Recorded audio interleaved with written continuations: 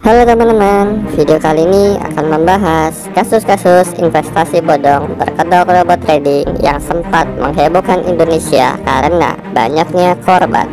Awal kasus ini kita tidak bisa pungkiri karena ada efek dari pandemi COVID-19 yang sangat berdampak buat masyarakat.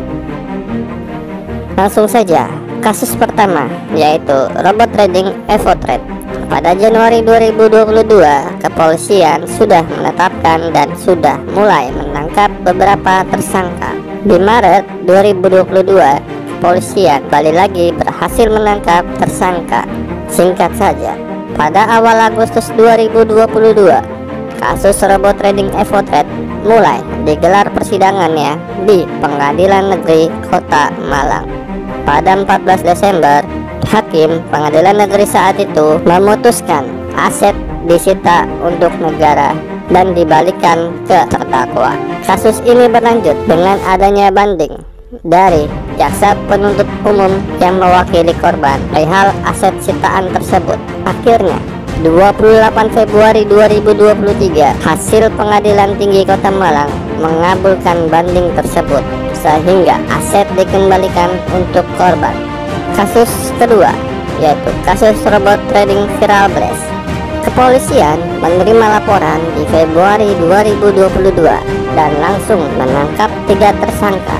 Singkat saja, di awal Agustus 2022, kasus robot trading Viral Blast mulai digelar persidangan di Pengadilan Negeri Kota Surabaya, dan pada 7 Desember 2022, Hakim Pengadilan Negeri saat itu memutuskan aset dikembalikan ke korban melalui Lembaga Perlindungan Saksi dan Korban.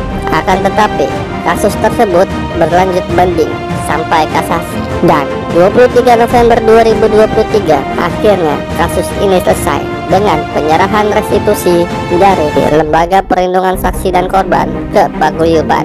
Kasus ketiga yaitu robot trading Fahrenheit.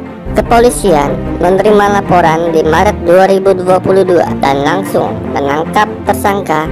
Singkat saja, pada awal Agustus 2022, kasus robot trading Fahrenheit mulai digelar persidangan di Pengadilan Negeri Jakarta Barat, dan pada 14 Desember 2022, Hakim Pengadilan Negeri saat itu memutuskan aset dikembalikan ke korban.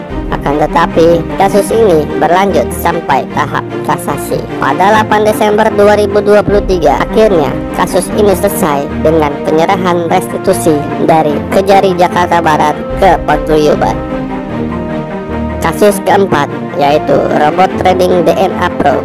Kepolisian menerima laporan pada Maret 2022 dan pada Mei 2022, kepolisian berhasil menangkap tersangka. Singkat saja, pada September 2022 mulai digelar persidangan di Pengadilan Negeri Kota Bandung. Pada awal Februari 2023, Hakim memutuskan aset dikembalikan ke korban.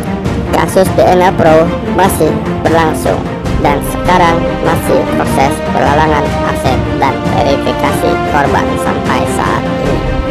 Kasus kelima, ATG. Kepolisian menerima laporan pada Juni 2022 dan pada Maret 2023, kepolisian menangkap tersangka.